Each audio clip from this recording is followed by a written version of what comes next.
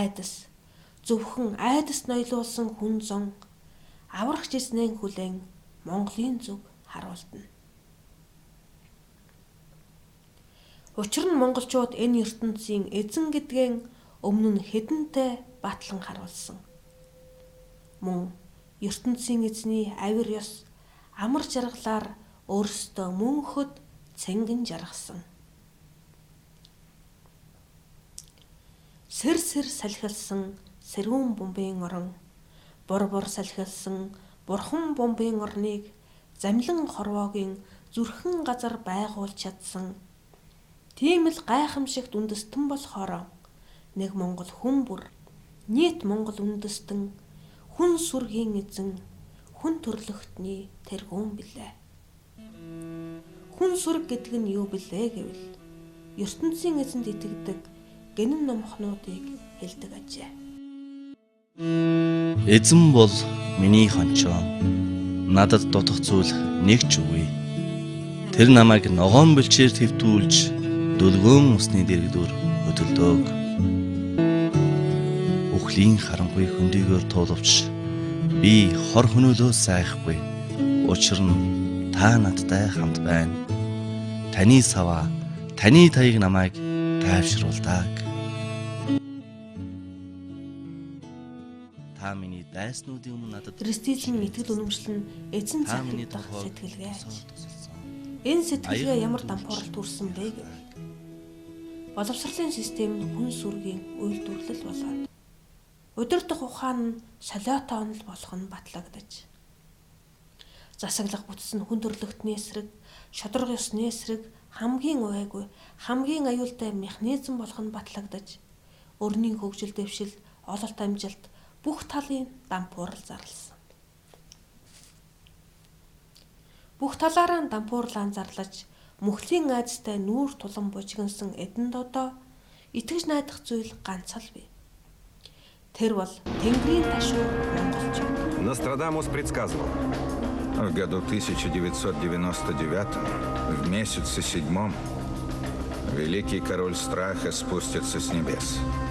Он воскресит Чингисхана, короля монголов, до и после. Марс благоволит им. Хүн төрлөختнийг мөхлийн аюулаас хөдлөн гаргах мэрэгэн ухааныг Монголоос горлон Монголын зүгтээд анирдан харуулна. Тэгэхээр өнөөгийн монгол хүн таны хийх ажил, таны зүг аврал хорлон харуулдаг дэлхийн хүн зүүн таниулах зүйл юу вэ гэвэл материаллык бус оюун санааны хөгжил, нийгмийн зохион байгуулалтын технологи гэж энэ юм аа гэд 800-ны турш бүтээсэн Монголын хөгжил дэвшлийг тэдэнд ангайтлан танилцуулна.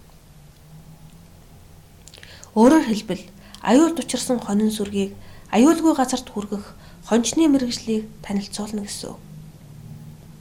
Тэгэхээр хон байх уу, хончин байх уу гэдэг сонголт таны өмнө байна.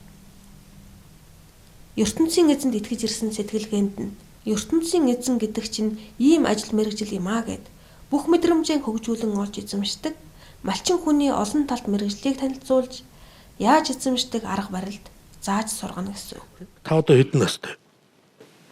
Би 50 гаруй настай. Одоо хэдэн хүүхэдтэй? 3 хүүхэдтэй.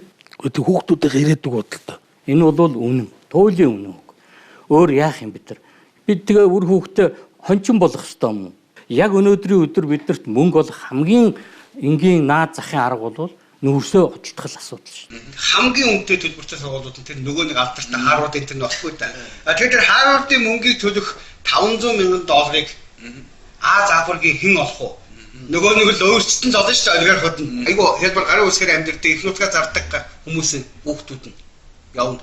Тэгэхээр тэд нь төгсөд ихээр одоо манай боловсролтой хэлээд байгаа шиг хитцээ ч юм ойлгохгүй анханасаа тэг эцэг нь өөрөө тэр хүүгээ явуулах мөнгөө яаж олсон тэрийн хүүнээсээ яг л сайхан тэр үгээр хэрэгжүүлэх манкурт ирэх байхгүй та.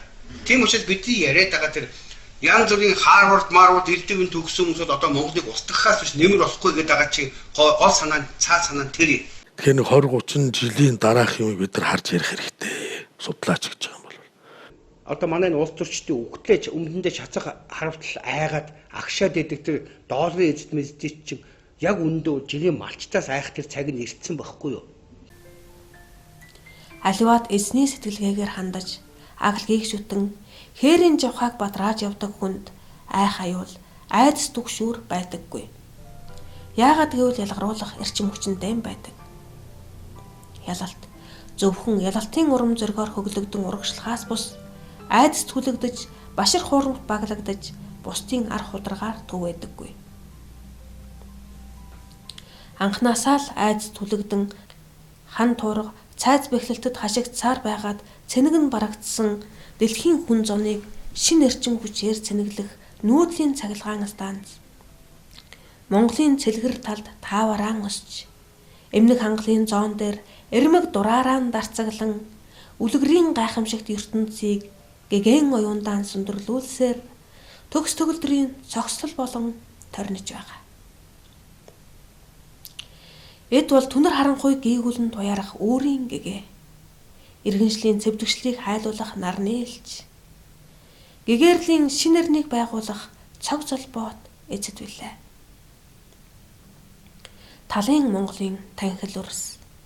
Улаа бутарсан цовоо хүүхдүүд.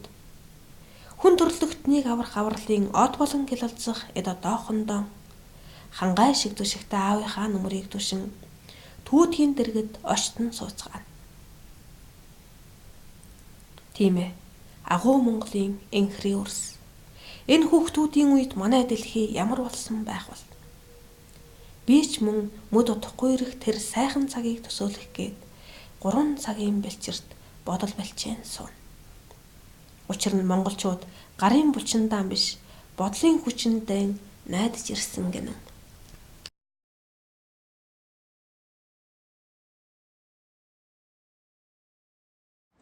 Хүн бол юу болж болно шүү дээ. Та юу хүсэж чинь хүссэн болгож нээлттэй. Хамгийн гол нь тэрэндээ итгэх хэрэгтэй. Итгэхэд чинь нэлээд зориг, тэмүүлэл, ухаан тийм зүйлүүд хэрэгтэй л дээ. Зүгээр итгээд шууд бүтнэ гэж байхгүй. Өөрөөр хэлбэл та бурхан ч болж чадна. Та Есүс болж чадна. Та Чингис хаанч болж чадна. Та мадгаа цэцэг хатанч болж чадна. Монголчууд дэлхийг эзэлж хэтийг төлөвлөсөн тэр цагаас хойш өдгөө 800 жил өнгөрч өнөөдөр дэлхий эмээлэн гэдсэндээ аваад Монголоос аврал горлон бидний зүг харуулдана. Үүнтэй зэрэгцээд бид дэлхийг аварна гэх агуу үзэл бидний цөөхөн монголчууд дундаас төрөн гарч өдөр өдрөөр хүрээген тэлэн өргөжнө. Гэвч үүний нөгөө талд гадны хөрөнгө оруулагчдыг оруулж Монгол улсаа хөгжүүлнэ гэх үзэл санаач мөн нэжгээдийг хамран ноёлно. Харин энэ хоёрын аль нь нэр төрийн хэрэг вэ? Тардагтаа тулсан дэлхийг аврахын төлөө зорих нь нэр төрийн хэрэг үү? Газар усаан цулмж гадныхныг дуурайн ажиллах нь нэр төрийн хэрэг үү? Аль нь сайн төрийн хийвэл зохих үйл вэ? Хэрвээ Монголын уламжлалт төрийн ёсоор бол аавууд төрийн хар хүн байж судар эргүүлэн хойморт тухалж ээжүүд төрийн сүлдөр шөө хэмээн эр нөхрийнхөө малгай бүсийг дээдлэн сүрсүлдийг өргөж төр түмнийхэн төлөө цайс хүнийхэн дээжийг өргөн үр хүүхдэн асран хүмүүжүүлж амьдрал ахуйгаан өөдөн татан авч явдаг бол ийм бүтээлч ээжүүдийн шүтэн болон дээдлэгдэх нэр төртэй аавуудын хийх үйл хэрэг юу вэ? Бурхан адил хамаг амьтны итгэл аврал болж хамгийн гівэгчийн мэрэгжил боловсрал эзэмших нэр төрийн хэрэгүү. Хурууны хээгээрэн цагаан бүртгүүлэн, хөдөлгөөн бүрээн камерт хянуулан, цалин гордож, мөнгө бодон, цаг үргэлжид бусдын альсаар ажиллах нь нэр төрийн хэрэгүү. Аль нь нэр төрийн эрхэмлэх эрхэм хүндтэй хүний сонгох зам мөр вэ? Хариултыг мэрэгэн оюут таны мэдэлд үлдээе.